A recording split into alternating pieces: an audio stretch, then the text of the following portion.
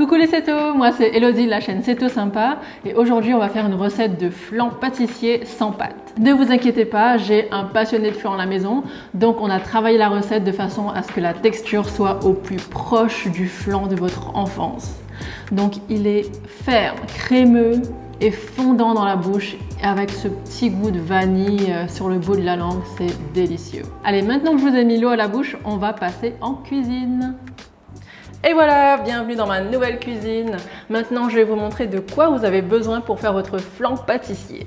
Alors, je suis sûre que vous avez déjà tout dans le frigo parce que les ingrédients sont hyper simples. Ils sont faciles à trouver au supermarché. Il n'y a pas de poudre compliquée à trouver.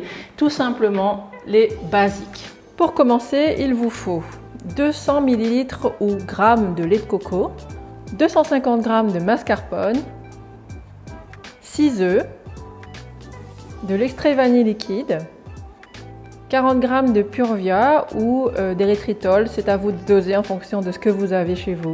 Et c'est tout! Concernant ce fameux lait de coco, alors je sais que certains d'entre vous n'aiment pas le lait de coco, alors n'hésitez pas à le remplacer par de la crème liquide. Ça ne va pas du tout influencer sur la réussite de la recette puisque c'est aussi crémeux, voire plus crémeux que le lait de coco. Donc faites-vous plaisir et mettez de la crème liquide.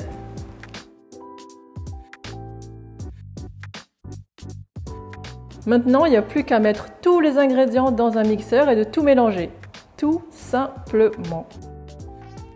Moi j'ai utilisé un mixeur à lame, mais si vous avez un mixeur avec des fouets électriques, il n'y a pas de souci. L'important c'est que tout soit bien mélangé, qu'il ne reste plus de grumeaux dans la pâte.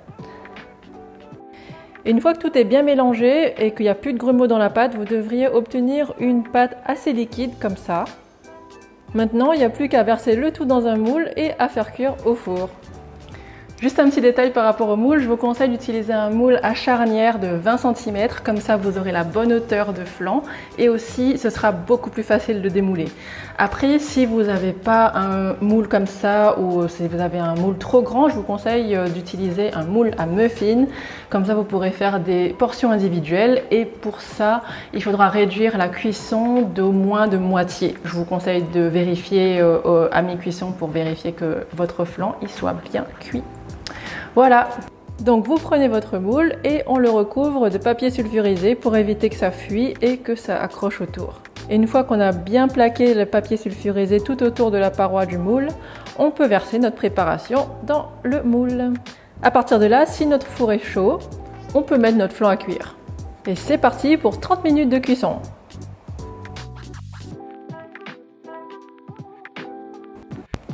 Cette bonne odeur de vanille. Comme vous le voyez, à la sortie du four, votre flan va être tout gonflé et il est tout tremblotant. C'est tout à fait normal, il va se raffermir en refroidissant. Donc on va passer à l'étape la plus compliquée, la phase d'attente. Là, on va laisser notre flan à température ambiante pendant 30 minutes. Et ensuite, c'est pas fini parce qu'on va le mettre maintenant au frigo pour 2 heures. Ouais, c'est long, mais il faut ce qu'il faut pour avoir une texture parfaite. Allez, courage, plus que 1h55.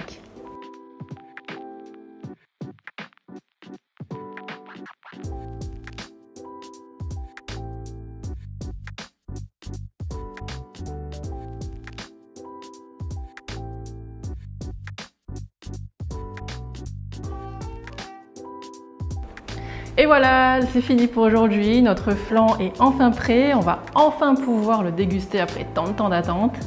Alors si vous avez apprécié la recette, je vous propose d'appuyer sur le petit pouce bleu et de vous abonner à la chaîne. Si vous découvrez la chaîne, on a quelques autres recettes déjà sur la chaîne. On a de la crème au chocolat, on a des petits pains, on a des petits sablés pour l'apéro.